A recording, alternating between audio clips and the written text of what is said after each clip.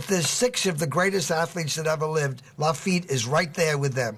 There's nothing that any other great athlete has done that Lafitte can't match. You know, I didn't get to see Babe Ruth. I was lucky enough to watch Michael Jordan a couple of times in person, but mostly on TV.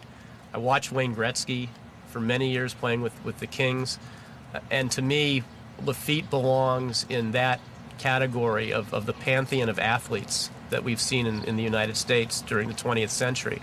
He's like the best jockey in the world, statistically, and then when you get to know him as a person, there's a lot of traits that you can see why he became, you know, one of the most consistent and incredible athletes over the decades. I would put Lafitte in one of the top 10 athletes in the last 100 years, not just jockeys. But to do what he did at 54, 55 years old is incredible, and I just don't think any other athlete in any other field could accomplish what he did. Lafitte would probably appreciate being compared more to Lou Gehrig or Cal Ripken, guys that showed up every single day for a long period of time, played through injuries, played through illness, played through slumps, played through personal crisis, kept playing the game. And that's what Laffit Pincay has always done and always did. And he arrived at the end of his career so far in front of the next guy that, you know, you look back and like, wow, what did I do?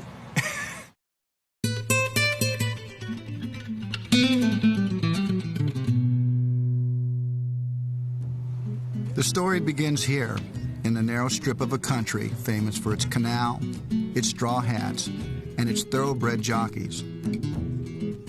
Laffit Pincay Jr. was born on December 29, 1946. He was raised in a bottom-floor corner apartment in El Barrio de San Felipe, a Panama City neighborhood on the shores of the Gulf of Panama. Photos of the well-scrubbed baby Lafitte don't show it, but money was tight for the Pincays, and local civic improvements were rare. The commerce of the American-built canal did not trickle down to poor corners like San Felipe, which meant his mother, Rosario, had her hands full caring for Lafitte, his sister, and their 2 young stepbrothers. The family had enough to let Lafitte be an all-around boy. He played baseball and soccer, cowboys and Indians. He fished with friends in the warm tidewaters of the Gulf. He spent summers with his grandfather swimming in the spillway of El Chorro de Chorrera. On Sundays, like a good son, he dressed in his nicest clothes and walked the few blocks for Mass at Iglesia de San Jose. Pincay's boyhood prayers were simple. He prayed for the health of his family. He prayed for the New York Yankees and for a chance to play alongside his idol, Mickey Mantle.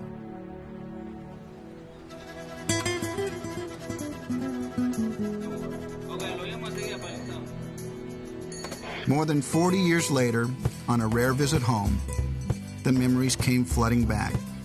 The city of his birth had grown a modern skyline. The canal now belongs to Panama.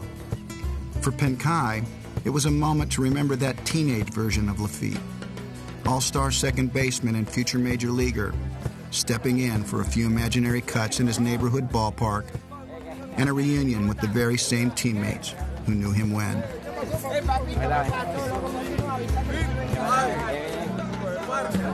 And everybody told me I was going to be too small to be a baseball player. And I said, well, if I cannot be a baseball player, I'll be a jockey. I started going to the track.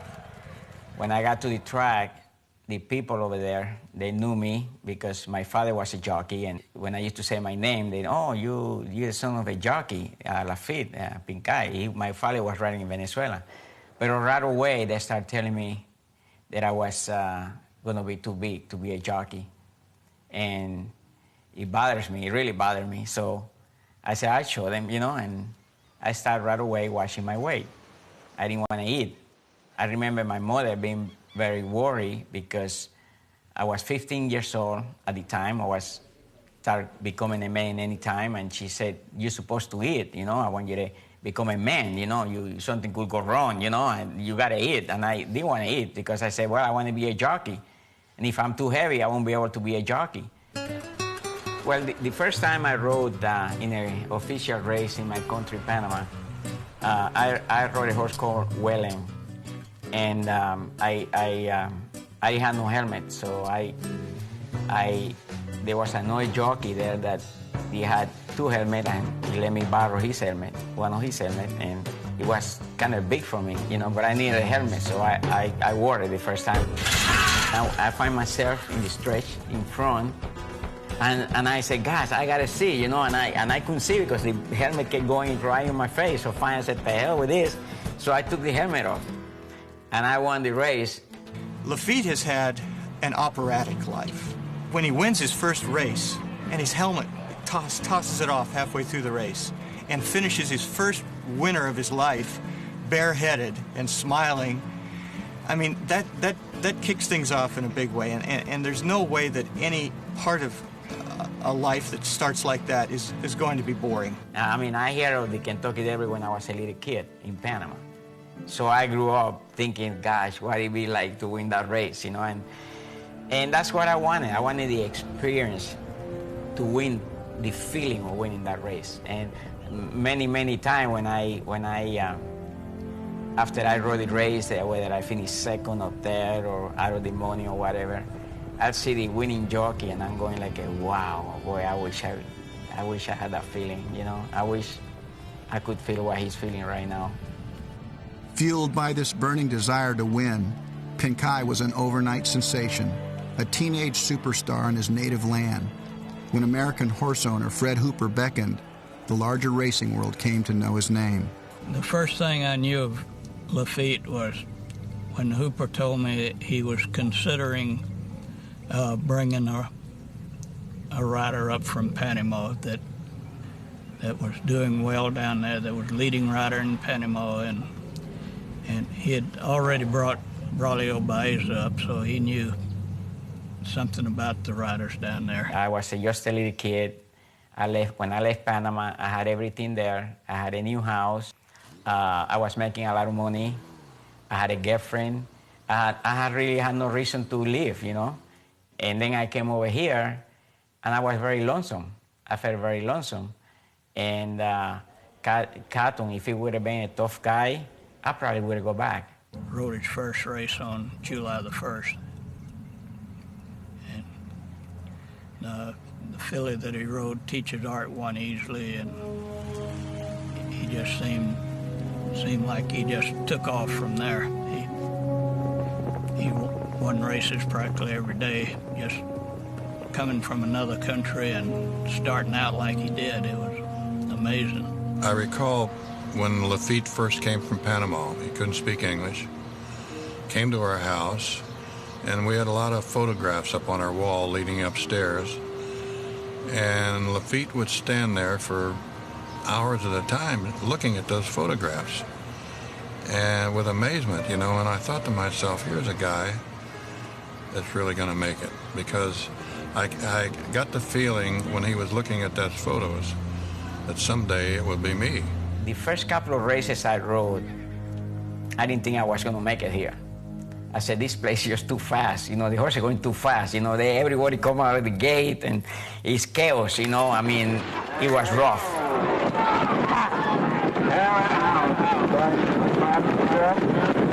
I should have listened to my mother. I should have gone to school because I'm going to kill myself over here. Rosario had good reason to worry. Her son was playing a dangerous game in a faraway land. But she also had a right to be proud. Building on his success in Chicago and New York, Pincay traveled west to Southern California in 1967. Before long, he was being mentioned in the same breath with such legendary riders as Johnny Longden and Bill Shoemaker. I used to think that when I could get Johnny retired, I'd have an easy time of it, but now it's just as bad with Lafitte. It's just as tough. Well, you got to have competition, Bill. Yeah, that's true. Game is made on competition, isn't it? That's true, John.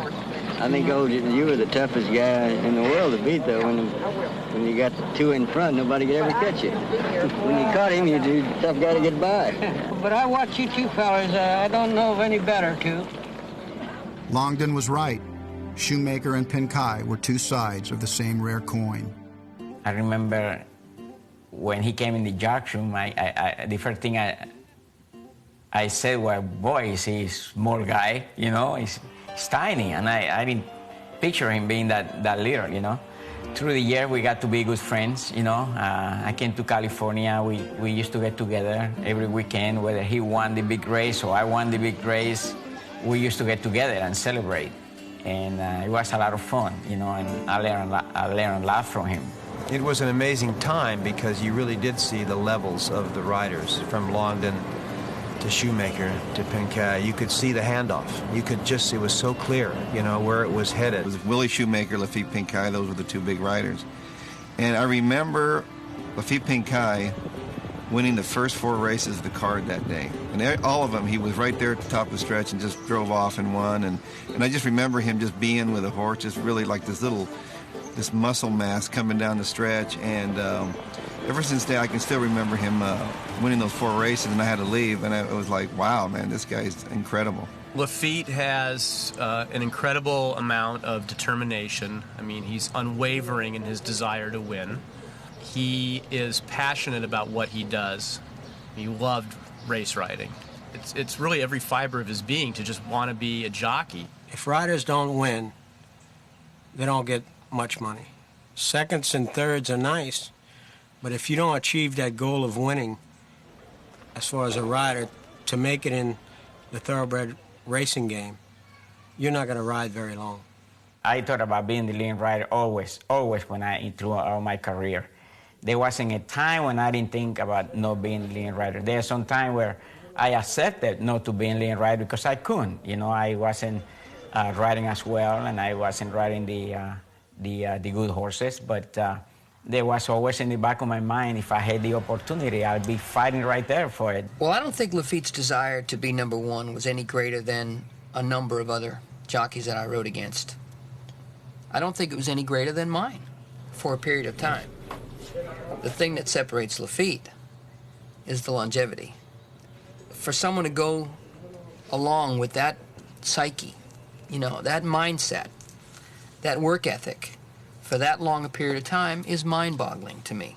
Vividly remember that day, the first day that I met Lafitte. It was the first horse that I ever owned. Charlie Whittingham had bought a horse from me, a horse named Battle Royal. I think it was his first horse that he owns. And at the time he was married to Angie Dickinson. And he put Lafitte on the horse. And I met Lafitte, and it was the first time I ever saw a jockey wearing my silks, my first race, and it was very, very exciting. And it took about 10 minutes to develop the film, and we won by this much. And then I remember the horse won by a nose. And so Lafitte had to be 17, you know.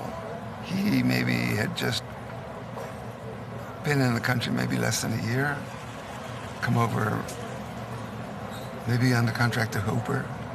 And that was my introduction to Lafitte.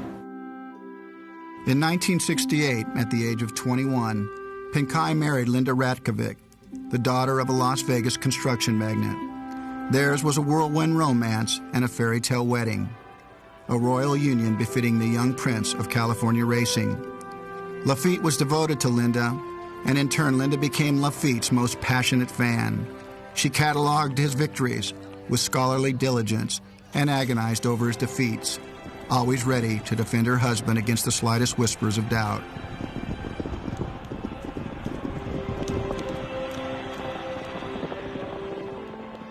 While Linda's love was unconditional, the racing press and racing fans were harder to please.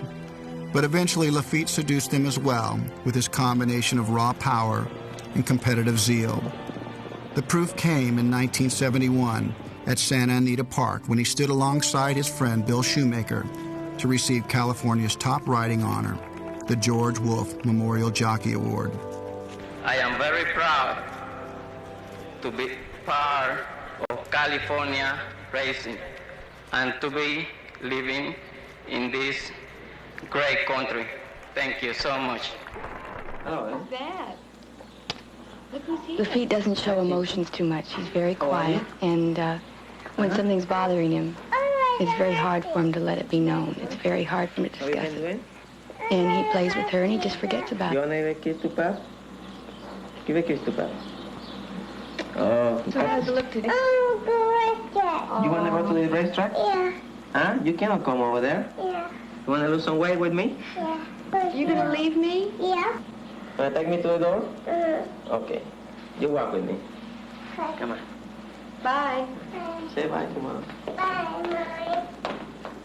To be a really great jockey, you have to possess finesse, good hands, and you have to have the ability, like Lafitte had it all. He could ride a sprint race, or he could ride a long-distance race, get a horse to relax, come from off the pace, and finish very strongly. And there's where his greatest strengths would come into play, is that he had that physical ability to finish very, very strongly.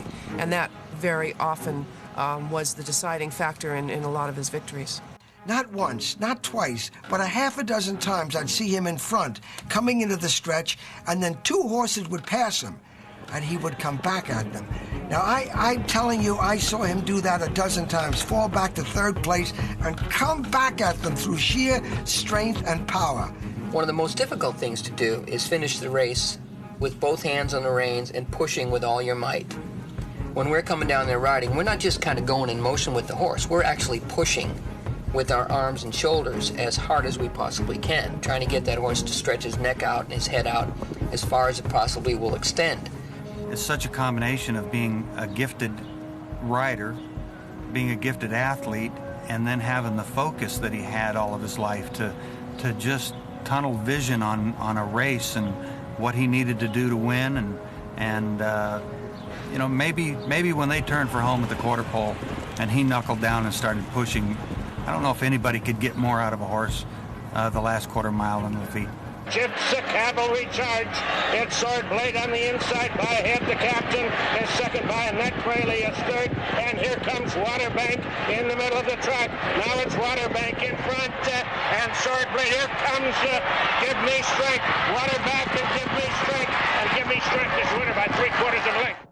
At the end, if you were coming up to him and he had horse, you better be as strong as him finishing. If not, you weren't going to beat him. His last resort was the whip. And when you go to it, I mean, you definitely have to have more than he had. Like I said, you'd have to have that much more than he had to beat him by maybe that far, you know. You know, Lafitte was a very aggressive rider early in a race, and he always had a forward position. And you would always think that, well, he's really used up his horse. When you hooked into Lafitte, you better have some horse, and you better come full head of steam, because he always had something left.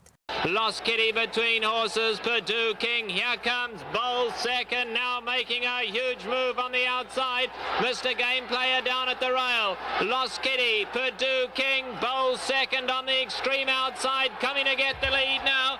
Bowl second. Lost Kitty's very game on the inside. Purdue King is there. Bowl second and Lost Kitty. But it's going to be Bowl second. Lost Kitty's coming again. I believe Lost Kitty got it a nose. But that was one of the times when I thought in my career, when I just went home and laid down that night and said, you know, thank God for Laffit Pincay, because we're not going to win that with anybody else. It was one of those moments.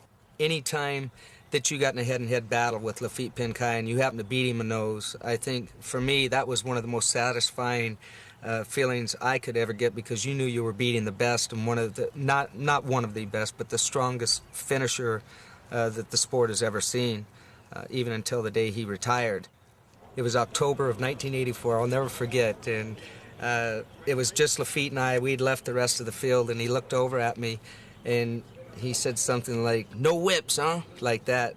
I said, "All right," and he says, "I'll bet you 100 to who beats who." So we started riding, you know, no hitting, nobody was hitting his horse. But and then things got tough for me, you know, it looked like he was going to beat me. I said, "The hell with this," so I whipped my horse. And I beat him ahead.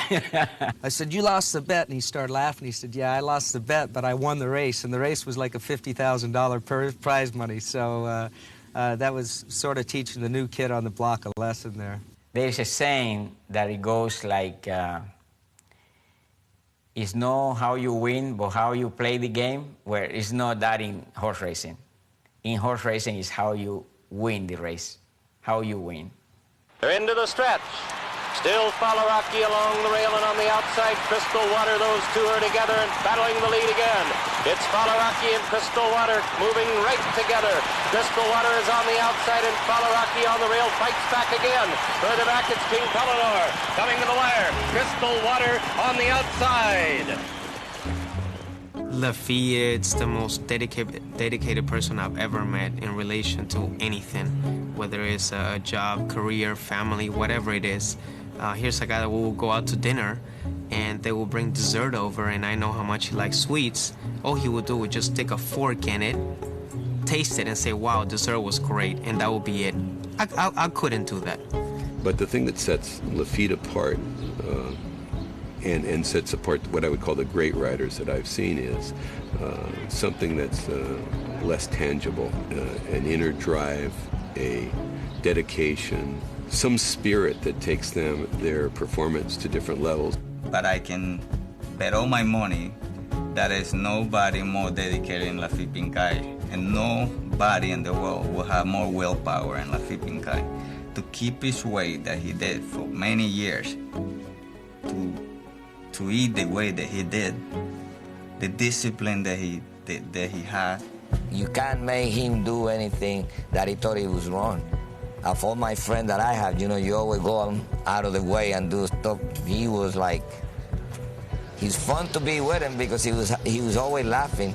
Anything you say, he laughs, so he makes a good customer for a comedian. Because you could say anything and he laughed. He laughed for hours and hours. But he won't do it, and you try to make him to do something, have a drink or stay out a little later than 1 o'clock, no way. What I tell you, if you looked in the dictionary and you looked under the word discipline, there'd be a picture of Laffit Pincay right there. I never seen somebody so disciplined as Lafitte. When I got inducted into the Hall of Fame, I was very proud, and I felt bad that I wasn't there. And I was very surprised because I was so young. I remember that I had a broken collarbone, and I would have had to fly all the way. I was thinking about going over there with a broken collarbone, and also I would have had to say a speech. And you know how I am. When it comes to say a speech, I don't think that's my... I'm always get very, very nervous when I want to say a speech. I have to talk in front of people, so I decided not to go, but I wish I would have. I said at the Hall of Fame ceremony a few years ago, I said, what does it all mean when they put you in here? It means just simply this. When all the champions get together, you can stand tall, jockey or not, and say, I belong. And it's that simple. In 1978, Pincay was a bystander to the exploits of the graceful chestnut Affirmed and his young jockey Steve Cawthon as they won America's Triple Crown. Some things, though, are meant to be. When Pincay took over on Affirmed the following year, it was a match made in racing heaven. They never lost a race together. Of all the horses that I rode, Affirmed was the best. Not only was he consistent, but he was a fighter, and to me, the smartest horse that I ever knew. One of the best rides I ever saw Lafitte put up was in 1979 at Belmont Park. Lafitte was on Affirmed. Shoe was on Spectacular Bid, who should have won the Triple Crown in 1979. These are two of the greatest horses that I ever saw with my eye, and I think Shoe and Lafitte were the two greatest jockeys, without question, in my mind. I never seen a race where there was so much publicity. I mean, there was such a rivalry between these two horses, Affirmed and a Spectacular Bid. And I tell you, I never felt so much pressure in another race. Lafitte put up probably, in my mind, well, not probably, definitely in my mind, the greatest performance that I ever saw. The flag is up, and they're off. It's Affirmed on the outside, sprinting to an early lead. Gallant Best on the inside, in second by a length.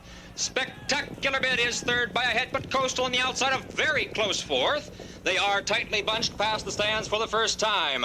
Lafitte positioned himself in such a way that he could take advantage of having the lead, and he floated out, caused Shoe to take back a little bit. Shoe dropped in, Lafitte floated back in. He was playing cat and mouse with Shoe all the way.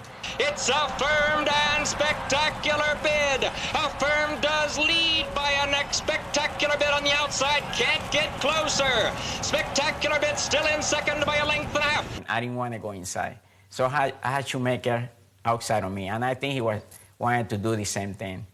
Affirmed still leads by a half length. And on the inside, moving up is Coastal. Spectacular bid back into third. Coastal is now challenging the leader. He caused Shu to really think hard and change his mind a couple times during the running of the race. I kept him way out, and finally he said, "The hell with this." He took back and went inside. Coastal on the inside moves into second by a half length. It's spectacular bid between those two in third, but dropping back a bit. Gallant Best is still fourth as they enter the stretch. On the outside, affirmed on the rail, it's Coastal between those two. Spectacular bid. Those three now across the track approaching the eighth pole.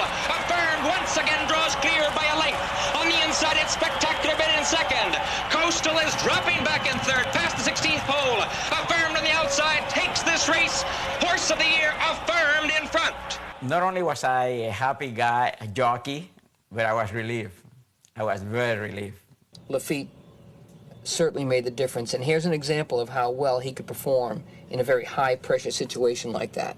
There was a lot on the line with Horse of the Year.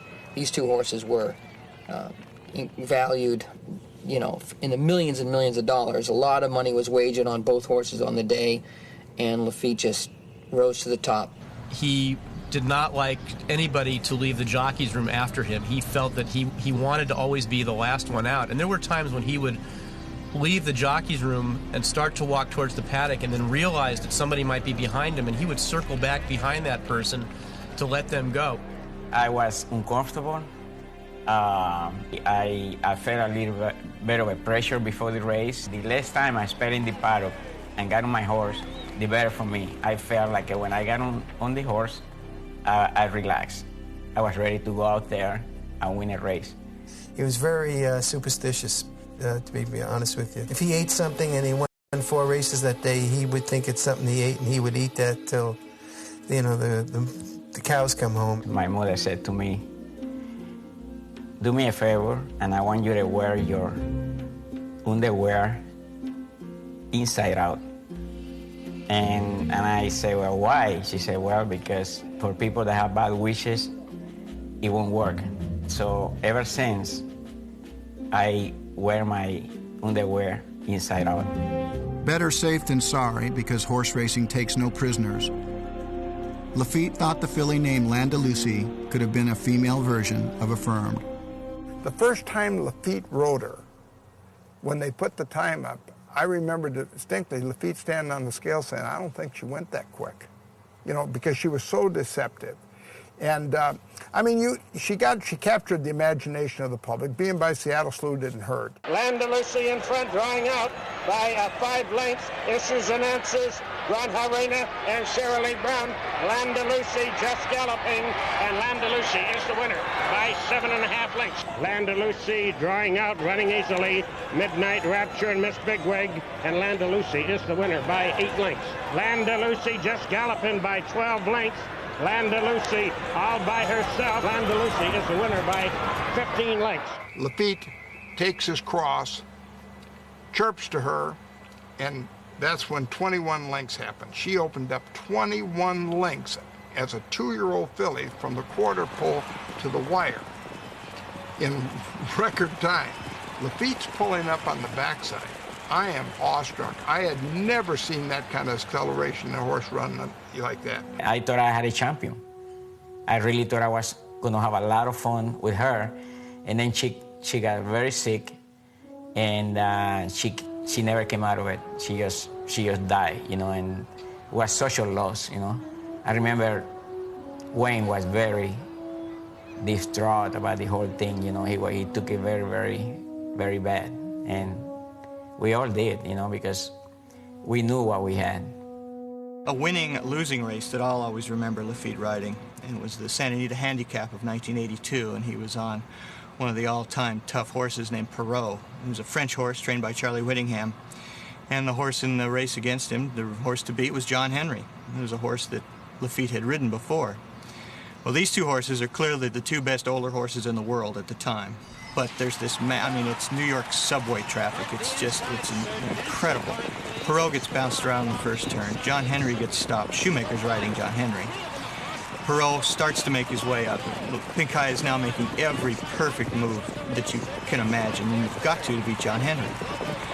These two horses, all of a sudden at the top of the stretch, after all the trouble they've had to get there for the first mile, and they pop out together.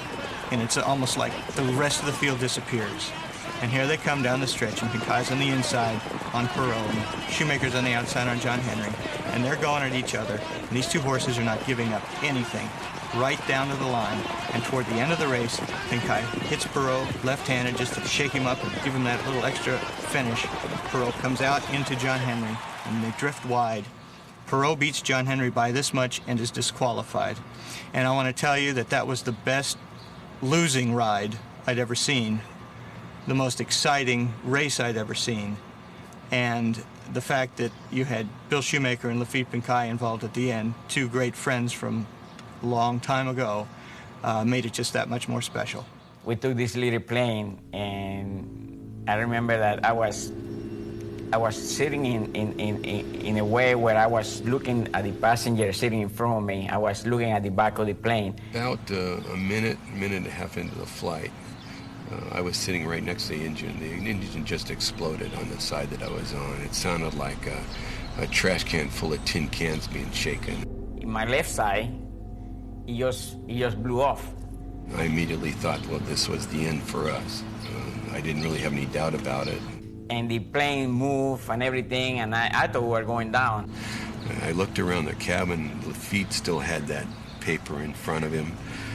Never put the paper down, the racing form. I remember looking at Darryl, and Darryl was grabbing his heart. You know, I thought he was going to have a heart attack. You know? We were all scared. One of the other passengers was saying prayers, had a rosary out. Another passenger was looking for an escape route from the aircraft. Mrs. Herrick turned around and said, "We have nothing to worry about. I've spoken with the pilots, and we can fly all the way to Kansas on this one engine." And with that, Lafitte, the paper dropped, and he just says, "Bullshit." Finally, this Iron Man had broken through and had certainly some concern with his mortality. I remember the owners, they were talking about getting another plane, and I was getting ready to go home. I didn't want to get on another plane, but I was, you know, I was kind of afraid to say that I didn't want to go, you know, so I said I have to stick with it, you know, if they get another plane, I'm going to have to go with them. We got off the airplane, we disembarked, and the first thing I saw Lafitte do, he went over to a candy machine, he bought 2 candy bars, and he ate them. And I started laughing because before we'd taken off, he'd nibbled on 2 peanuts, which he'd cut in half. You know, he's so dedicated to his diet. And I started laughing when I saw him eating those candy bars. He said something to the effect, "I came so close, I got to have some of this because I've given up so much." The sacrifice was worth it. Pincay's reputation as a big-money rider kept him in demand. When Hall of Fame trainer Woody Stevens needed a last-minute replacement for the 1982 Belmont Stakes, Lafitte was happy to answer the call. "Woody wants you to go and ride a horse tomorrow, Conquistador Cielo." And I said, wow. You know, it surprised me, you know. He said, "We should go." I said, okay. So I got ready, you know, took a plane right after the races, back to New York. Belmont Park is the Long Island landmark where Man o' War, Citation, and Secretariat staked their claims as the greatest horses of the 20th century. At first glance, Belmont could pass for an Ivy League university, complete with imposing brick architecture and tree-lined promenades. But Belmont is where students of the game look for the best of the thoroughbred breed. And on that rainy day in 1982, Pincay and Conquistador Cielo gave them something to remember. And they're off. Aloma's Ruler on the outside is sprinting to the lead. High Ascent on the inside is alongside in second. Then it's Linkage in third, but Conquistador Cielo has moved up, taken lots of ground, racing very far from the rail. He was eating the track. Unbelievable horse. Conquistador Cielo, complete control of this Belmont Stakes, has the field by 15 lengths, maybe 20 lengths. Gato del Sol is second. That was my first Triple Crown race, and I was so excited because, gosh, I never thought I would win one, you know, and at least I won one, you know. I wanted that. The victory left him hungry for more. 1 year later, Pincay returned to Belmont, once again riding a horse for Woody Stevens. This year, when riding Caveat, when they came to the top of the stretch, Angel Cordero was on a horse that was leading, and he tried to shut Lafitte off. And he put Lafitte in so tight that Caveat bounced off the rail at the top of the stretch at Belmont Park. But Lafitte was just so fearless, and the horse, fortunately, was so courageous. I was thinking either I'm going to go through or I'm going to go down, or I'm going to try to get through. And sure enough, by the time I got there, the horse was so tight that I touched the other horse, I touched the rail. My boot was big hole in my boot by touching the rail. When Lafitte got there, when he started, the horse was there. At the time he got there, he was no hole, and he went for it. And he made it, and he won the Belmont. I mean, how many people, because he knew he was no room there. And if you look at that film, he went for it. And he rides as close to the rail as any rider rides. And I've seen the white wash off the fence on his boot more than once. So he rides where the going's tight. If I would have chickened out a little bit, I would have had to take back and clip here, and I would have lost the race. There's no question in my mind I would have lost the race. So I had to go to that horse. I don't think there's a more dangerous profession in the world than being a rider. There just isn't. And, you know, I think somebody told me once they kill more jockeys than race car drivers, and I believe it. I've lost some really good friends in racing that way, and riders. I meet that ambulance every time it happens, and these guys, I mean, they're doing it every day. They know the results. I mean, they've got friends that are in wheelchairs that aren't getting out of those wheelchairs ever. It's the only sport where an emergency medical team follows the action. Jockeys in the 40s were the highest paid athletes, like Ted Williams, and a jockey like Eddie Arcaro may make the same money as a Ted Williams. And I thought that really, you know, you hear people wanting to say the jockeys are making too much money. They don't want them to give them the 10% and all this and that. They only want to give them the 5% if they don't win. So I just think I'll be honest with you, I think they're underpaid, because anytime you get yourself on a horse and you go in that starting gate, it's a real dangerous job. Over the years, we've seen horses jump over the inside fence, outside fence, jump out the back, go out the front, you name it, we've seen it. We've seen jockeys get their legs broke, their arms broke. We've seen assistant starters get their legs and arms broke. We've seen people get knocked unconscious. It's just rough. It's just a rough game. There's steel all around you. It's padded, but you have a 1,100-pound animal under you. If he decides to go up and over, as your reflex, you can only do so much. All of a sudden, he just jumped the rail. He gave me no warning or nothing. He just jumped the rail, and I went in a ditch or in a hole that is between the main track and the turf course. And he followed me. I went on top of him. I hit the rail. He followed me and landed right on top of me. More often than not, he came back before he was supposed to come back. I saw him ride with a broken back. I've seen him ride in pain. And the most amazing thing is that he doesn't complain. I broke my collarbone. Sometimes when I count 12, and sometimes I count 13.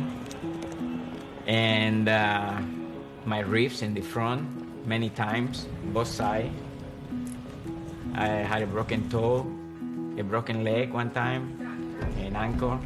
It's surprising that it's no more injuries, to tell you the truth. Sometimes it's like a miracle that the horses don't go down more often. You know, one of the amazing things about the Laffit Pincays and the other riders in the room is they go through one of those and they climb back aboard. I mean, when you stop and think about that, I mean, I think there's a small group of people, that maybe people that jump Snake River Canyon or something, and then riders, because you really wonder why a guy, even if he loves the sport and has a passion for it, is going to climb back aboard after one like that.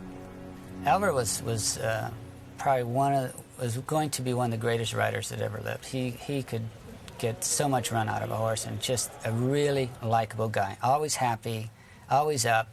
And Lafitte and Albert were best of friends. Anita's horse flipped up. The bar that was up above him hit right below the helmet and just smashed the back of his head and killed him instantly. But they all understand the danger of the sport, and they know that that could happen to them any day, and it's a business, and they go right back to it. In fact, we were fighting for Leon Friday as Anita when the accident happened. So it was a big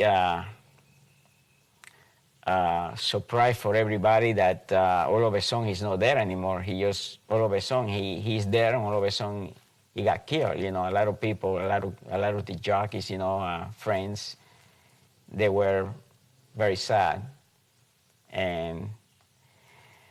But this is something that it happens sometime, and you feel it, but you have to forget about it, because you can't just be thinking that way, because you are doing the same job.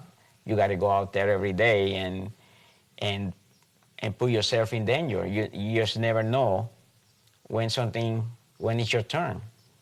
To do what we do, you have to love it. You truly have to love it, because, you know, and it's in the back of your mind every day that, and your family, you know, you could die tomorrow, and that's the bottom line. But we love it so much, and, you know, you take a fall and you get up and go again. And the other day, unfortunately, I had a little accident there. My horse clip heel, and I went down and broke 3 ribs in my back and in my right side, and 2 in my left, and I had a broken disc, and I mean, I was very close to be paralyzed. But that's part of the business. You need to face reality. You need to face that riders get hurt, that horses break down, that people go broke, and that we die. That's part of life.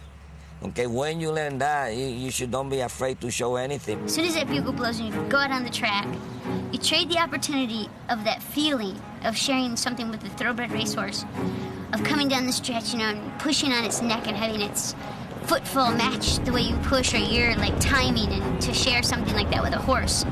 And then, you know, your trade-off is, I'll give anything, I'll give my life if I have to, you know, but let me do this every day and let me have the chance to ride. If I, as a representative of the jockeys in this industry, had to present to the world how athletic we are, Lafitte would be the guy that I would put on stage. If anybody's ever tried to sit in a chair without a chair, take the position of sitting in a chair without a chair, that's similar to what we are doing on the back of a horse with our legs, just with our legs. And we do it for 2.5 minutes. And most people that I come across can't do it for 30 seconds. At the same time, you have to be very, very strong from your shoulders and your forearms to help the horse run. Now you have to take all this strength and you have to balance it to where you're not throwing the horse's stride off. So not only do you have to be exceedingly strong, you have to have great balance, then you have to have the courage to climb up on him and do it going 40 miles an hour. The most physically fit athlete is Laffit Pincay. There's not an ounce of fat on that man. It's just muscle, pure muscle. Now you combine that pure muscle with no fear. So I really believe that he is the best all-around athlete. And people say, oh, yeah, they're just sitting on the horse. The horse does all the work. No, that's not true. I mean, you know, the best horse in the race can get beat so many times by an inferior jockey or a jockey's mistake. My first view and thought about Lafitte is he was the strongest rider that I had ever seen. He appeared to almost dominate the animals and carry them to the finish line ahead of the rest. The best way I can describe it is he looked like a miniature Mr. Atlas. I mean, he had a perfectly sculpted body. He wasn't aggressively intimidating. He was subdued. I mean, he didn't say much, he was very quiet, but you just looked at him, and you knew his record going in, but you looked at his physical attributes, and he intimidated you. When you look at the averages of riders, it's like 5 years for an average rider to ride, and he rode 39 years. He was at the top of his game, you know. To stay at the top of your game for that many years is amazing. I mean, there's no other athlete in the world that could accomplish that. If anyone thinks that being a professional jockey is all work and no play, they haven't been to Del Mar. The track was the 1937 brainchild of a Hollywood crowd led by Bing Crosby, who funded the construction and provided the theme song. Cool breezes from the Pacific and the warm summer sun took care of the rest. Laffit Pincay, the kid from tropical Panama, felt right at home. He began riding at Del Mar in 1976, and before he was through, reigned as the leading jockey in Del Mar history.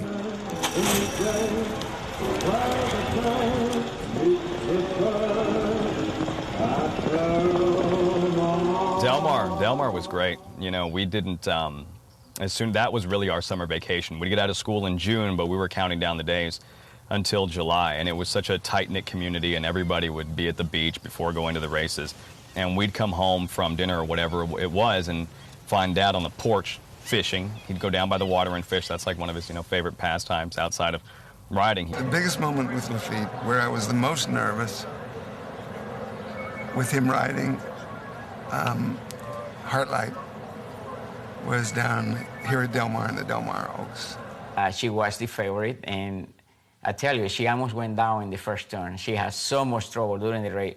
Here's second by a length, White Crocus third by a head. She overcame all kinds of trouble. All kinds of trouble. Boxed in. A couple of guys had Lafitte pinned in against the hedge. Heartlight number one, fourth, now moving up on the inside. Foggy Moon is fifth, and Spruce Song on the extreme outside, and Precious Pirate turning into the stretch. It's Latuya Bay in front by a half length. Heartlight number one is second by a head. And here comes Foggy Moon on the outside, and Bright Crocus. Now it's Heartlight number one in front, and Foggy Moon. Heartlight number one, Foggy Moon, and Fabulous Notion.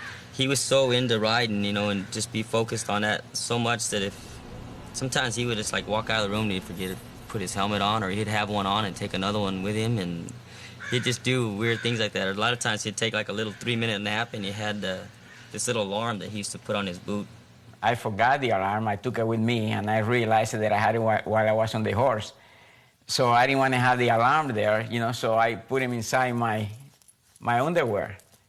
And for some reason, when I started going to the gate, the alarm went off. So I was trying to shut it off. Laffit Pincay was obsessed with winning the Kentucky Derby. It's the race. It's the most famous race in the world. I don't care where you are. He tried for many years to win the race, and he had great mounts. Once you get involved in the game, you do everything that you do every day. The Kentucky Derby was just ran yesterday. I'm already want to know how I can situate myself for next year's, and that's what it's all about. Without that Derby, there's a huge gap that needs to be filled in, and I watched a tape in 1985, which was my first Kentucky Derby. I think that moment sticks in my mind more than any other thing about Lafitte, and had a huge impact on me to the importance of the Kentucky Derby. To hear his voice cracking and telling what he did that morning in the jocks room, saying that he had never asked God for help in a race. He'd asked him to keep him safe and keep the other jockeys safe, but he said a little prayer before he went out. He said, God, if you can give me a little push this afternoon, I would really appreciate it.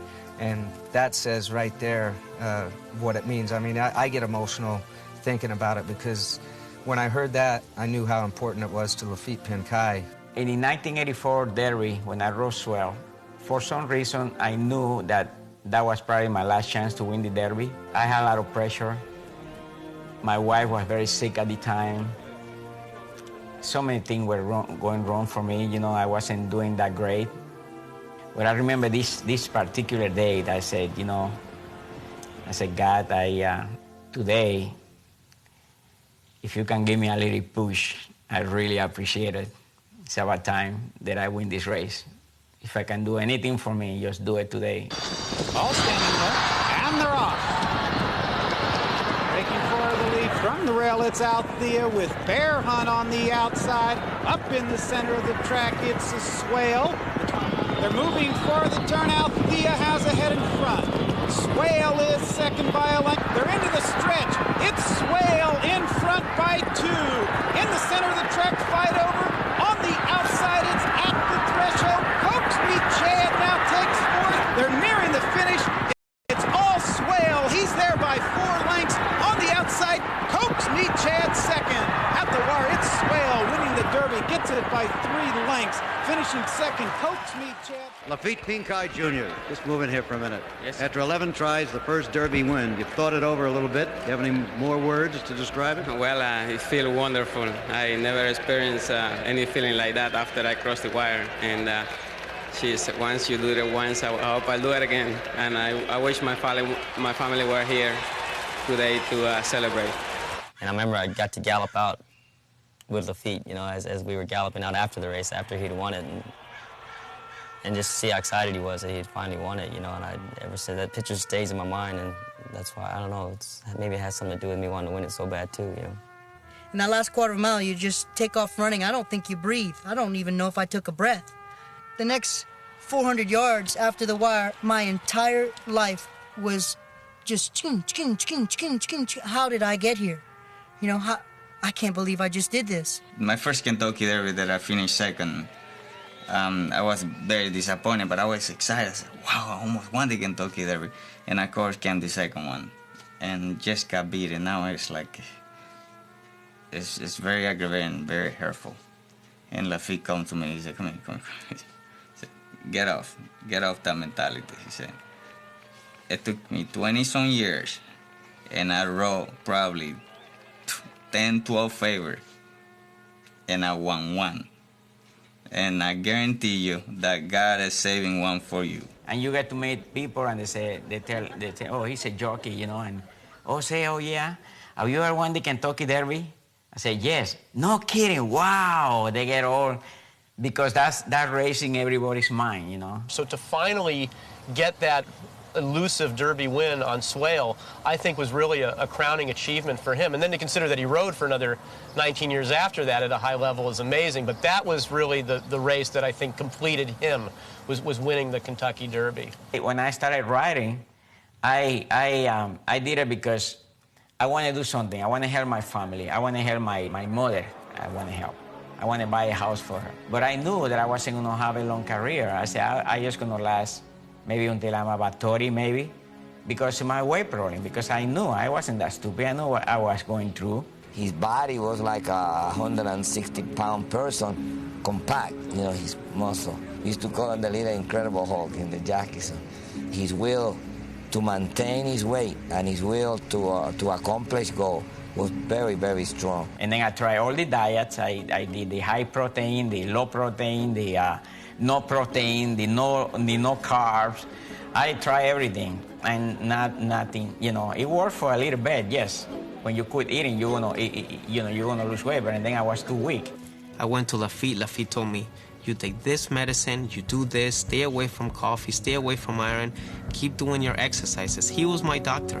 Literally in 6 weeks, when that doctor took the cast off, he told me, you're healed, you don't need another second cast. And Lafitte said, I told you you will be. He did a lot of studying over the years with regard to nutrition and exercise, and basically told himself a long time ago that this was the way he was going to have to do it, and he adhered to that regimen, and that's a big reason for his success. He was built like a bull, you know, like a little Schwarzenegger. You have to have a little bit of everything. You have to have a little bit of protein, you have to have some carbs, and you have to have some oil and some sugar. I think if you eliminate any of those things, you're gonna get in trouble, especially if you're an athlete. Linda Pincay was fighting her own battles with depression and the effects of a ruptured appendix. In December of 1984, she threw her husband a lavish birthday party. I never liked to have a birthday party for me, and she insisted, you know, and I said, okay, go ahead, and she invited everybody. Actually, it was kind of eerie, you know. In fact, she wasn't enjoying life whatsoever. She kept repeating that to me many times, and one day she ended her life. You just feel like you're never going to come out of it, you know. But I start thinking about, well, I still got family, you know. I still got my kids, I still got my mother, I still got family, brothers. So I just said, if I want to keep riding, which is what I like, I have to keep going. So I put myself together, which was difficult. A rider like him, when he'd get on a horse, the horse sensed it. He sensed his relaxed mode, not uptight. And horses feel that if a jock's uptight, he might not perform as well as if a jock's relaxed. Every animal he rode knew what Lafitte wanted out of him. Whether just giving him that little extra inch towards the end, that resilience, he was able to transmit that to the animal, and I would say that would be the old-time greats. Shoemaker as well, when I met him, he said, look at me, here I am, a guy that weighs only about 95, 97 pounds. Do you think I could muscle a horse that weighs about 1,200 pounds? Not in a million years. He said, my hands are my way of communicating with them. The difference between a great rider, average rider, and not so talented rider is degree of hindrance that you create on a horse's back. Every rider creates a certain degree of hindrance. Just by virtue of my weight, because I weigh 115 pounds, there's no way a horse can run as fast carrying me or Lafitte as he could without. Late in the race, deep in the stretch, jockeys start getting tired. Horses are getting tired. The jockeys are getting tired. The legs are starting to give out.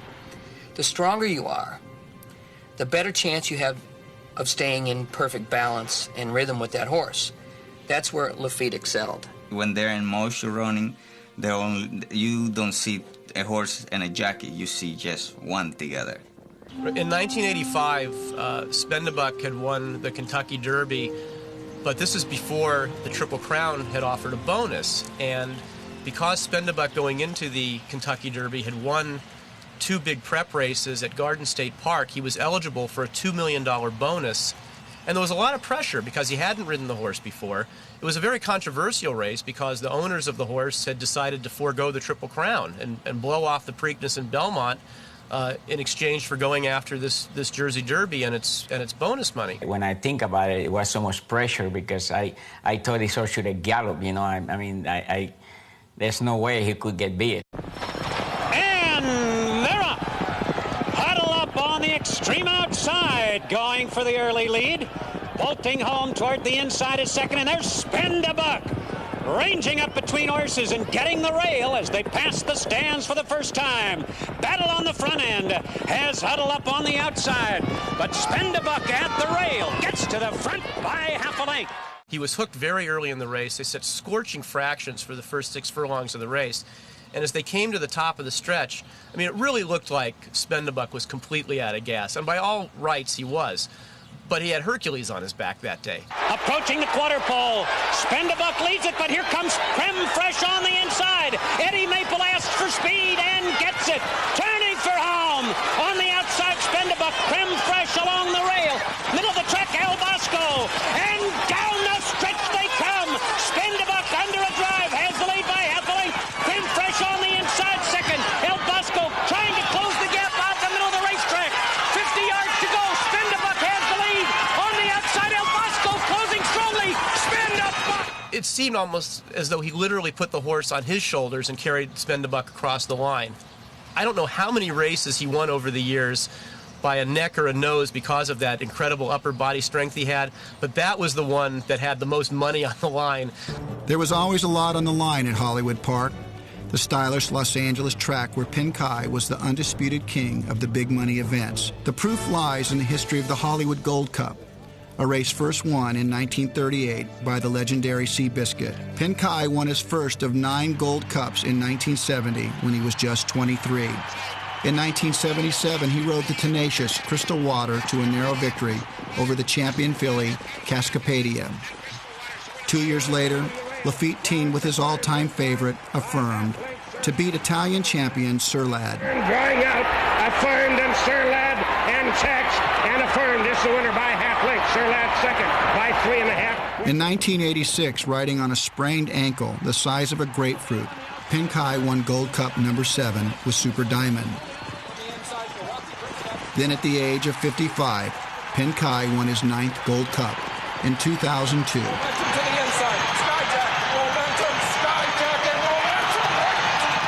I had a filly that was absolutely crazy, and she was so dangerous to ride, but he rode for the people that owned it. I shouldn't have put him on her. And sure enough, when they get around the other side of the half-mile pole, I just see Lafitte flipping off. I said, oh, what did I do, Bill? Put him on this, and I'm just kicking myself for putting him on there. And so they jog her up to the gate, and he jumps off again, and they load her in the gate. Gets in the gate, and she flips again and throws him off behind the gate. She runs the race. She runs a bad third. This is for $8,000, the cheapest there is. When he gets back, all I can do is to apologize to him. I said, I feel so bad. I'm so sorry for putting you on her. And he just looks at me, and he walks away, and he talks to my assistant. And then Darryl Rader, and I says, Darryl, what did Lafitte want? He said, you're afraid he's going to take you off this filly next time. The horse was like, I don't like this very much. So it was cantering up to the spot and then stopping and then leaping through the air, like really high. And Corey Nakatani was like, I'm not riding this horse. He was like, this horse, I'm not going to do this going 45 miles an hour, have the horse like, slide into the grass and then leap the dirt and then continue with the racing. That would just be crazy. And everybody's like, oh, that's really, this horse was really exaggerated and took it to another level. Like, so Lafitte was on the horse in front of us, and I made a turn, and I said, hey, Lafitte. I said, would you ride that horse? And he goes, 2 times in my life I would ride that horse. He goes, when I was young and crazy and foolish, and now, he said. Pincay was every inch the crazy young kid in 1967 when he got his first look at Santa Anita Park, nestled in the Golden Foothills just miles from downtown Los Angeles. Built in 1934, Santa Anita was an Art Deco dream that could boast a history as rich as Wrigley Field or Fenway Park. Before he was through, Pincay would become an important part of that history, especially after days like March 14th, 1987.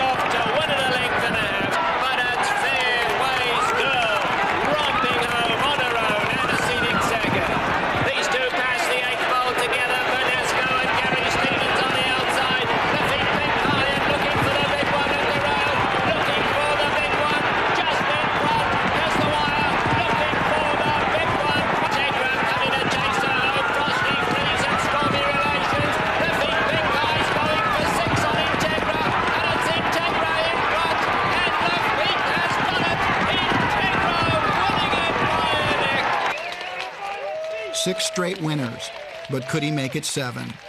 It was all riding on the back of a stubborn gray horse named Bedouin.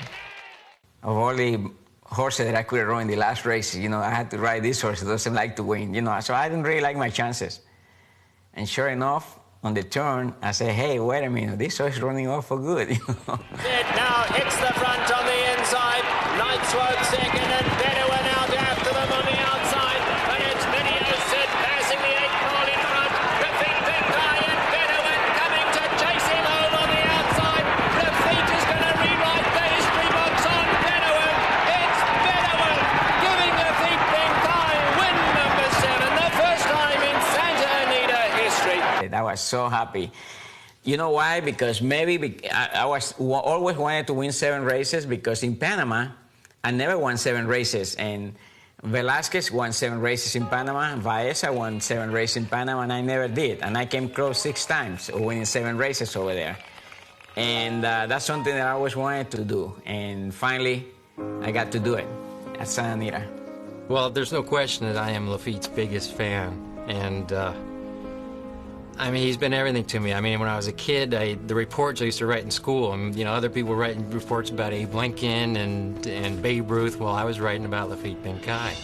And nobody hardly ever knew who he was, because most 12-year-old kids don't go to the racetrack, and my teachers never knew, but he was my hero. And in my bedroom, and all my friends had the Farrah Fawcett poster on the wall, and Kiss, and Led Zeppelin, and maybe Dr. J. Well, I had Lafitte just covered in my bedroom. I had the paper clippings, posters, program covers, and he was everything. When I was riding my bike, I'd be imagining I was Laffit Pincay, and I'd do that Pincay power play while I was riding home, and it never left me as I got old. To the day he quit riding, it was always the same.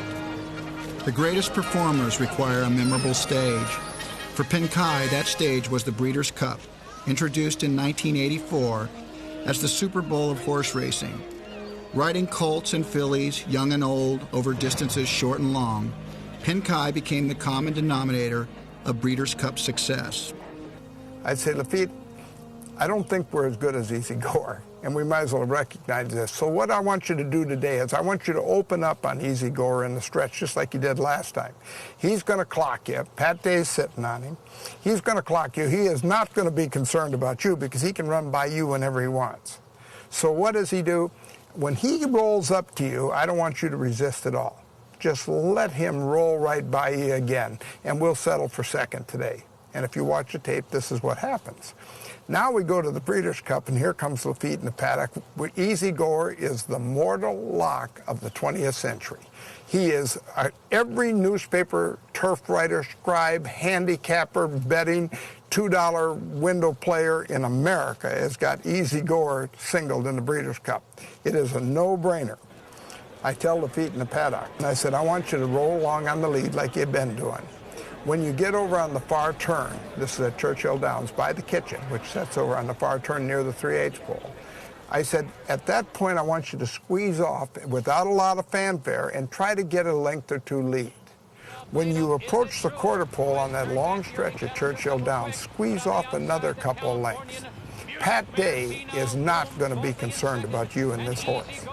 We put blinkers on him. He's going to be sharper today. When you turn and stretch for the home stretch, I said, you ride like you stole him. I said, I want you to open up and ride as hard as you can. And Easy Goer looms boldly now, a threatening presence on the outside. They're in the final furlong. Is it true? Pincay all over him. Easy Goer closing on the outside, a 60th from home. Is it true? Trying to hold on.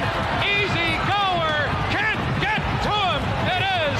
Is it true? Who goes on? In my opinion, Lafitte Pincay and Wayne Lucas pulled off the biggest upset in racing. I don't know when I thought a horse was a mortal lock like Easy Goer was in that Breeders' Cup, and yet he was second.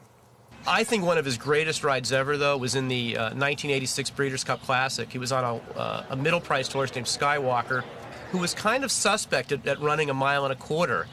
And there was a lot of pace in the race that day. There was a horse named Precisionist in there. There was a very strong stretch runner named Turco Man. And Lafitte put on a riding clinic for the ages that day. I-80s was away slowly.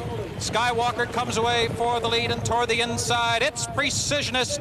Going into the first turn, he was able to put enough pressure on Precisionist by staying just in front of and just to the outside of that horse that Precisionist was extremely uncomfortable being in there. And when they got to the far turn, Lafitte decided to bust the race open, go for the lead there. He left Precisionist behind him, and he needed to make that move then because Turco Man was rallying from behind, and Turco Man made a powerful late run. And Turco Man is swinging 5 wide. He's picking them up one by one, and he's rolling now. But they have to catch Skywalker. He leads by 4 with the furlong to the wire. Precisionist is second. Turco Man closing third. Skywalker is still there. And then it is Precisionist. Turco Man with one late move, but it is too late.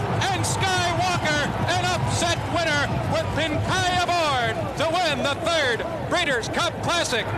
The fine line that Lafitte had to negotiate in that race between not going too fast early but taking care of a speed horse who could have really messed him up early on the lead, blowing the race open a little earlier than some jockeys might have felt comfortable doing because he knew what was going to be coming late in the race, and having enough to hold off Turco Man. To me, that 2 minutes in terms of what he had to accomplish for 1.25 miles in a race like that, I think might have been his greatest ride. I tell you, I got on Bayacoa at the right time. I got on her. She was a very nervous filly. She was unbelievable good. She was, to me, the best filly I ever rode. I recall when Lafitte started riding her, he said, well, if I can get her relaxed a little bit, maybe we can do it. Well, from then on, Lafitte rode her, and boy, he just got her to relax, and she just kept winning and winning and winning. But she is 7 lengths off the lead of Bayacoa, who comes for home now, entering the final furlong, and Gorgeous with a bold late run toward the rail. Bayacoa is put to a fierce drive, trying to hold on by 2. Gorgeous trying to catch her, running up around. Bayacoa is got it. Bayacoa wins by 2 lengths, and then it was Gorgeous second. In the 1993 juvenile for fillies, 2-year-old fillies, I wrote a filly called Phone Chatter, which I really liked that filly. She was a big, strong filly, and she could run, and I really liked my chances that day. The best filly from New York, well, the best filly from everywhere were here. And 3 furlongs from the line now, and the leader is still Sardula. Sardula is strong on the lead. Stellar Cat still trying to get to her. Heavenly Prize and Phone Chatter's in gear on the outside, and here she comes as they move toward the top of the stretch. Sardula trying to fight off Stellar Cat. Phone Chatter looms large on the outside. Heavenly Prize is right there in behind the lead. Rhapsodic is kicking on as the field straightens away from the run into the final furlong. Sardula is fully extended to hold off the oncoming Phone Chatter. Phone Chatter and Sardula going to the 16th pole. Heavenly Prize is third. What a finish as they come to the line. Sardula and Phone Chatter stride for stride. And Phone Chatter prevails in a step drive to win it. Out-nosing Sardula at the line. Wow, what a finish here. And the big girl romps here to a narrow victory over Sardula. And there is Laffit Pincay Jr. now with 7 Breeders' Cup wins. And still 1 notch closer to Bill Shoemaker's all-time record. Pincay over 8,000 and very much still counting. We have a cubicle where we hang the clothes. The clothes weren't there. Lafitte was in there with a mask that you put on for sleeping so you can shut off the light. And he was meditating. So I was asking one of the valets, you know, I said, what is he doing in there? Well, they said he goes in there and meditates. But while he was in there, I noticed there was a string hanging. And there was a plastic black spider hanging on the end of the string. So I think it was Shoemaker that hung that in front of his box while Lafitte was meditating. Well, the next thing you know, Lafitte takes off that mask. It scared the living hell out of me, because all that clothes that was in there, everything started coming out of there. I thought he was going to bite me or something. And we laughed and we laughed. It was so funny, but it was great. It was all in fun. And he came out in Spanish and cussing in Spanish. I didn't know a word what he was saying, but whatever it was, probably wasn't good.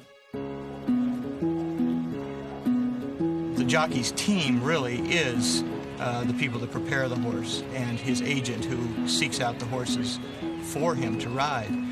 Race riding and being a jockey is so much different from other team sports in that you have to go back into the locker room, take your shower, take your meals, take your quiet time with guys that you've just been out riding, you know, half-ton animals, nose to nose, tail to tail, and boot to boot with, and sometimes very dangerous, very close, very finely divided situations. There can be a lot of strife. There can be a lot of tension. He started pushing me out, and I started pushing me in, and there was a horse in front, and the horse drifted out just nowhere. He ran right into that horse's heel, and he went down, you know? He just came right in front of me and dropped me completely. Down I went. And I was really pissed. I didn't get hurt. When I came back to the winner's circle, Frank was in a winner's circle, and he was trying to pull me off the horse, you know? I started yelling, and I just grabbed him off his horse, and we just started getting in a fight right there in the winner's circle, which was really, the crowd kind of really liked that, you know, it seemed as brawling. He went back to the jocks room. I took the picture with the owners and everything, you know, and then I went back to the jocks room. So here he comes after he had his picture taken. He just won the Del Mar Futurity $200,000 stake race, and, you know, I got nothing. He's got everything, and I'm still mad. And he came around the corner, and he saw me. He just came running at me, and we got into another fight right there, right outside the jocks room. He ended up taking off the last race because of the fight and because he was upset. So I ended up picking up his horse. They asked me if I want to ride the horse, and I'll ride him. And the horse won. So I was thinking, well, now this guy's going to really be pissed with me. But I remember, you know, talking to him about his new girlfriend when he met Janine, and how, and he would say how beautiful she was, you know, and one story I remember talking about their first successful date, and how that she was so beautiful, he realized he got dizzy and had to sit down. I knew her 3 years before I married her. So I just want to make sure that I was doing the right thing, because I really didn't want to get married again unless it was something very special. So we've been married all this time, and this is probably the best move I ever made in my life. They had called and they asked Lafitte if he wanted to be in the Sports Illustrated Latin edition. And I think it was just something that they said it was just about Latin athletes. And he said, yes, I'd do it. You know, I'll do it. And then 1 or 2 weeks later, they had called and said, well, the thing is you have to have your wife, and your wife has to be in a bathing suit. So he's like, well, I don't know if she's going to want to do that. So they asked me, and I was a little hesitant. And we kind of thought about it for a little while. And then John Lafitte, our son, said, you have to do it. It's just, you have to do it. Why wouldn't you do it? And I said, well, who wants to stand there wearing a bathing suit for everybody to, you know, criticize you? And he said, why do you care what people think? And I thought, coming from at the time he was 8, so I thought coming from him, telling me and his dad not to worry about what people think and just do it, so we went ahead and decided to do it. Well, the first time that I decided to put a tattoo, I put this tattoo over here. This is the name of my wife. And this is a tattoo of a pirate, and people used to call me the pirate because because my name is Lafitte, you know, and I used to win a lot of races, so they nicknamed me the pirate. All of a sudden, the word was getting around, Pincay's over the hill. Don't ride Pincay anymore. That was a lot of baloney. That's a rumor that started. He was getting he was not in a slump. He was getting very mediocre mounts, and he would finish 3rd or 4th on them, and he would give them a great ride. Just because they don't win doesn't mean that he would give a sensational. He'd finish 4th, and any other rider the horse would have been 8th. Shoemaker told him, he says, Lafitte, the day you turn 50, not the day before, the day you turn 50, people will start to change to ride you. It's like that one day you're too old to ride. And he told me later, he says that happened. I wasn't riding any horses. I wasn't riding nothing. I was riding maybe 2 or 3 horses a day with no chance, you know. So I was going to go up north, maybe go over there, maybe people get to ride me over there, you know, and maybe I could break the record up there. I remember he was in a terrible slump, couldn't win a race. You know, and it just killed him because he tried everything, you know, to try to change his diet and do different things, and thought, okay, maybe I'll go to an easier circuit, because people thought that maybe, you know, it was just over with. He wasn't ever going to break the record. They thought he wouldn't break it. And he says, I don't care what I do, I'm going to break that record. He knew that the minute he started showing signs of, you know, I'm going to take the overland route, that people would start talking about you. Oh, look at, he's lost his nerve. And to him, he knew he didn't want people thinking that. He just dove right in the middle of it every time. And it was incredible that, you know, what kept that burning desire. But you know what? He just loves what he does. When your customers go, that's when you go. And I saw Lafitte going through that. And, you know, I was out here a lot of times riding on a weekend or so. And I looked at his attitude, and it never wavered, at least outwardly. You know, he always kept the same mental outlook. He always approached the game in the same way. And I thought that was the most impressive to me, getting through that low period where guys were bailing out on him. Bill Spark called me up and he said, listen, I know we are not doing any good, he said, but I'm going to get some good new horses in Santa Anita, you know, and maybe you should stay, you know, maybe you should give it another thought or another consideration and stay, you know. That's something that I'll never forget.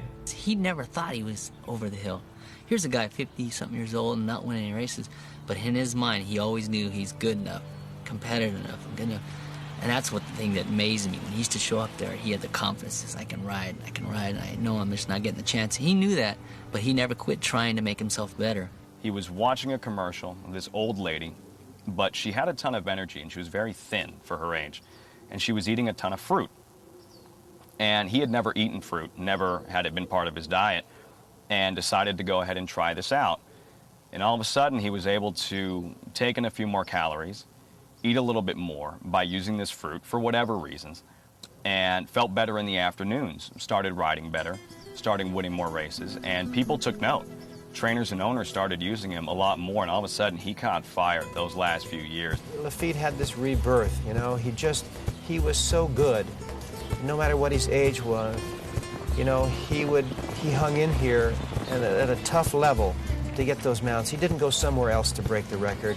He stayed here, and I mean, you know, what a class act. I mean, what tremendous fortitude on his part to do that, and to hang in there as the toughest competition probably of a jock's room anywhere in the country. You're only as good as your stock, and you have to have a strength of resolve and a strong sense of inner self.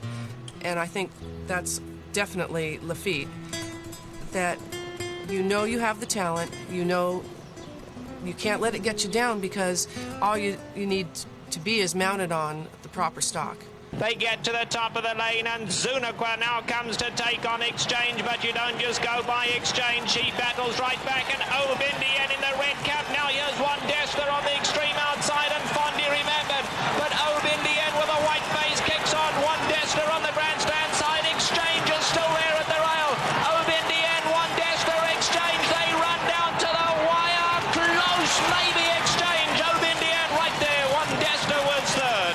And from then on, she became such a good filly. She won, so many good races. And at the time, you know, she was the only good horse that I was riding. It was exciting every time she ran, because it was a stake. Usually she ran in the stakes, and she could have won. There were races where she could have won by 7, 8 lengths, and she only won by half a lane. That's how good she was. I'm doing my first live interview. I don't want to have to interview my father, you know. So watching the race unfold, and sure enough, I see his horse ranging up into contention, and I think to myself, in 20-plus years of watching horse races, I have never once rooted against my father.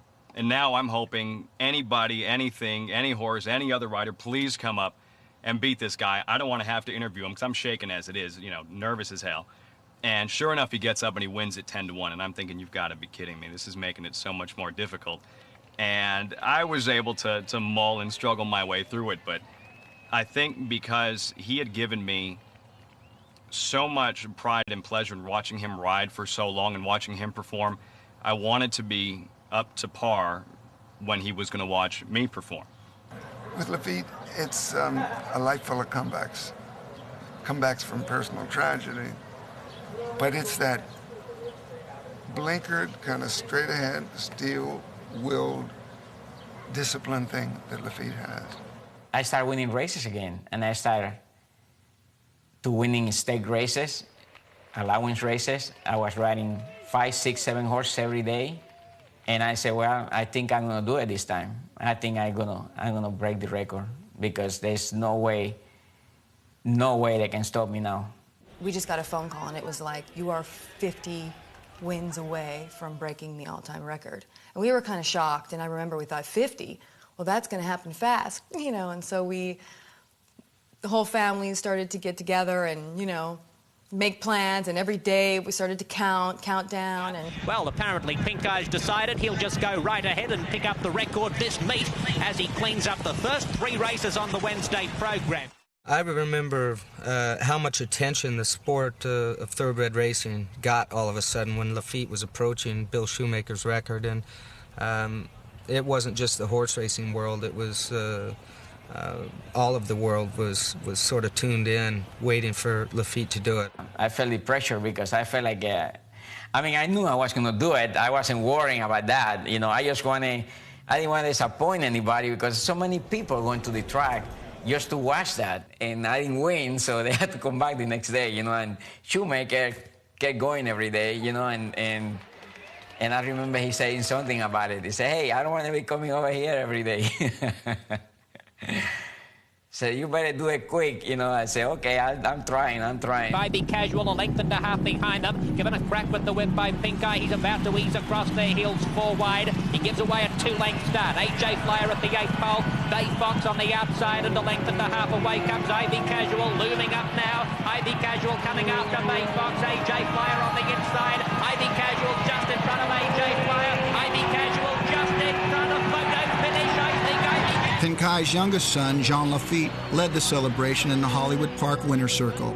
On December 9, 1999, Pincay came through for Shoemaker and equaled the record with winner number 8,833. And I want to congratulate Lafitte. He's gotten to the top of that mountain, but he needs one more to be up there all by himself. So I'm rooting for him today. Shoemaker really was rooting for him to beat his record. How many people in life are big enough to do that? To be secure in yourself enough to root for somebody to beat your record? That imagine the class of that man, and Lafitte doing it so graciously. Into the stretch, 3/16 to go. Pincay still got the head in front with Irish Nip. Laps and bounds about to drop off, but Quiet One represents big danger on the outside. Past the 8th pole, Irish Nip still a length in front. Pincay gets a whiff of immortality as Irish Nip is finding plenty on the lead. Responding to the Pincay power. It's Irish Nip surging clear of the victory at Hollywood Park.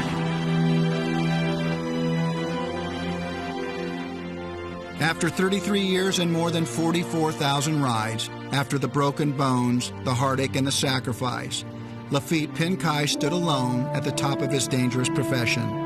This was Rosario's little boy, too big to be a jockey, too small for anything else, and too proud to take no for an answer. I think during that moment just explained what type of human being Laffit Pincay is, how humble he was at the moment, and recognizing the milestone that he had achieved and the great person's record that he had broken. And I found it ironic that he ended up becoming extremely good friends with Shoemaker and then ultimately beating his all-time record for wins. And to win as many races as he did, more than 9,500 in a 39-year career, I mean, to average that number of winners for that long, I don't know that there's any athlete in any sport, and you can think of baseball players, football players, basketball players, or hockey players that have competed at that level for that long. I know how tough it is to win one of these guys. So I want to congratulate all the winners tonight for a well-deserved honor. The Eclipse Award is racing's Oscar. As an action hero and leading man for nearly 40 years, Pincay won 6 of them. He proved to us and the world, hey, I still have it. And that's incredible to me, how he can be that old and come out in the most dangerous sport you can imagine, and he's taken every spill and broken every bone imaginable, and still come out there with that desire to still win every race that he rides. And that desire is what kept him going so long. In fact, the last few years of his career after he broke the record, I mean, he might not have looked as pretty as he did before, but the horses were running as good for him as they ever did in his life. That will to win, that extra little thing that God give, give some of all athletes, was there still, that fire. He wasn't there just to be there. He was there to prove a point. He did it completely opposite of the way that I think that I did. He did it with humbleness and great skills out on the racetrack, but I was boisterous and talkative and, hey, how you doing? Hey, I'd sure love to ride your horse. And, you never heard a word from Laffit Pincay. But it was the competition that drew me into the game. And I think that's what keeps most riders going beyond the time that most people think they shouldn't, is that will to win, the desire to compete. Even with Janine and my sister and my little brother and myself, I think we all realized it was about time for him to retire. And ironically enough, it was a broken neck that gave him the opportunity to step away from the saddle and walk away from a sport that otherwise he wasn't going to walk away from. This guy would have ridden until he was, 80 years old, given the opportunity. I didn't want to retire. This is all I have done for 40 years. And I just didn't see myself doing anything else. That's all the thing that I ever knew how to do well. I couldn't see myself working in an office or doing anything else. So, I felt like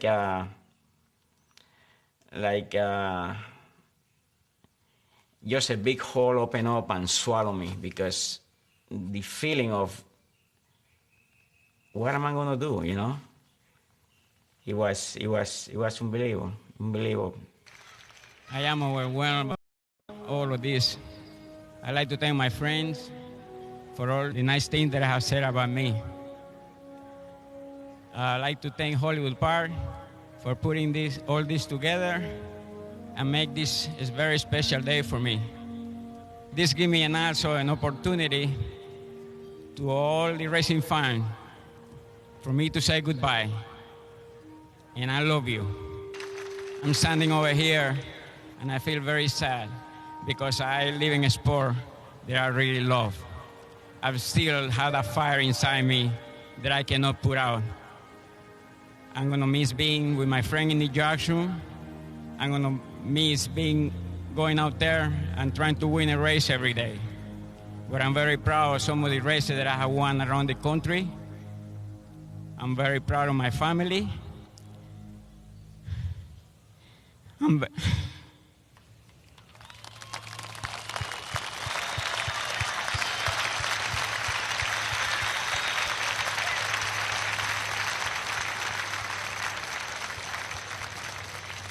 very proud to be a Panamanian, and I'm very proud to be living in this great country. Thank you.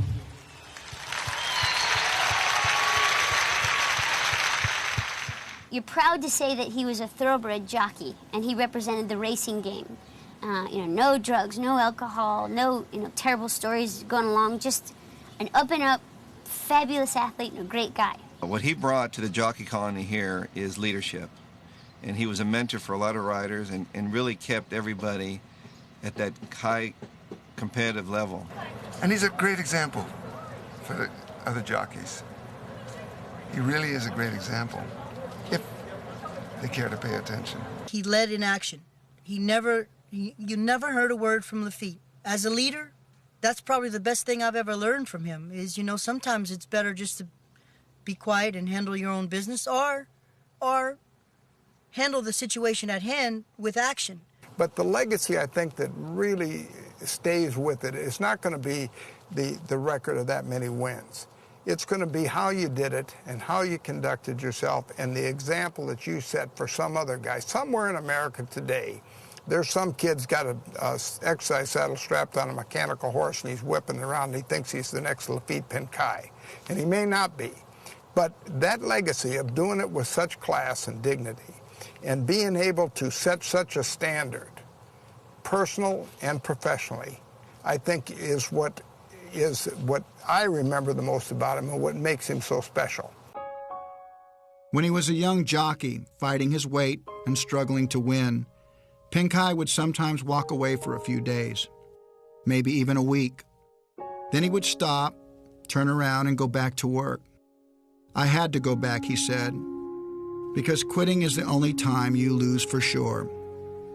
For Pincay, nothing could ever replace the intoxicating thrill of a 1,000-pound racehorse beneath his knees, running at breakneck speed, answering to the delicate telegraph of hand, rein, and bit.